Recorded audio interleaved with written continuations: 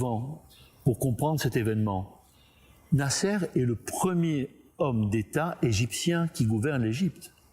Jusqu'à Nasser, ce ne sont que des Turcs, des descendants d'une dynastie turque, de Mehmet Ali.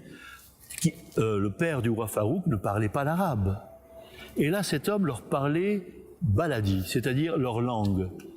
Il ne leur parlait pas comme un énarque. Il parlait le langage du peuple.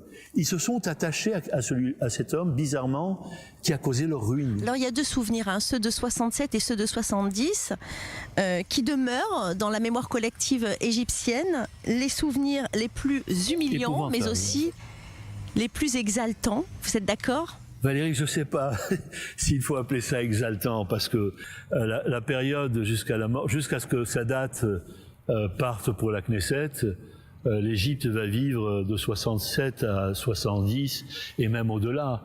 Un moment dramatique. Il faut savoir que Tsahal occupe le canal de Suez, qu'il n'y a plus de ressources qui viennent de ce canal.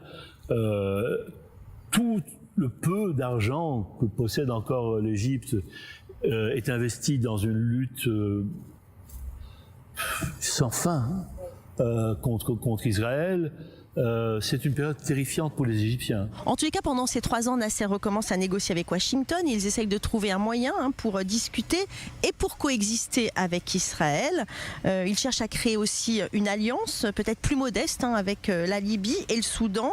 C'est peut-être les années les plus importantes pour Nasser. En tout cas, c'est une période, je suis persuadé que si Nasser avait vécu un peu plus longtemps, ça peut étonner, mais je pense qu'il était capable de signer la paix avec Israël. L'Égypte était à genoux, il avait compris que le rêve du panarabisme était mort.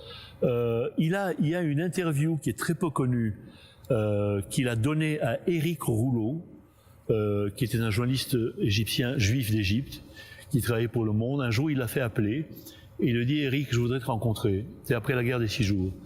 Et il y a ce moment étonnant où il lui dit « mais c'est off record ». Ça a été publié parce que c'était là où Nasser était quand même un sacré renard. Là, il lui laisse entendre qu'il n'est pas opposé à signer la paix avec Israël. C'est un moment très important. Quand l'interview est finie, Eric lui dit « c'est dommage que ce soit off record ». Et Nasser se dirige, ouvre une pièce dans laquelle il y avait des types avec des enregistreurs.